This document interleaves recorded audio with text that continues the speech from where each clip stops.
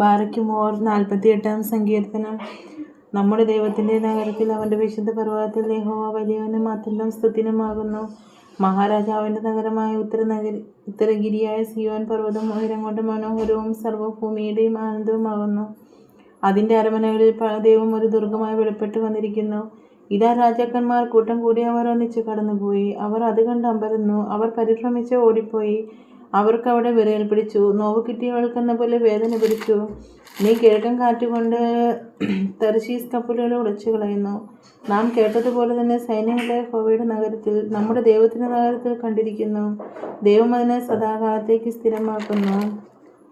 ദൈവമേ, നിന്റെ മന്ദിരത്തിൻ്റെ മധ്യേ ഞങ്ങൾ നിന്റെ ദയയെക്കുറിച്ച് ചിന്തിക്കുന്നു. ദൈവമേ, നിന്റെ നാമം പോലെ തന്നെ നിന്റെ സ്തുതിയും ഭൂമിയുടെ അറ്റങ്ങളോളം എത്തുന്നു.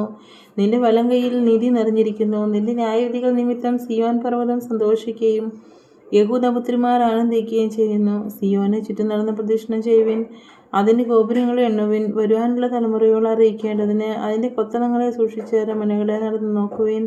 ഈ ദൈവം എന്നും എന്നേക്കും നമ്മുടെ ദൈവമാകുന്നു. അവൻ നമ്മെ ജീവപര്യന്തം വഴി നടത്തും.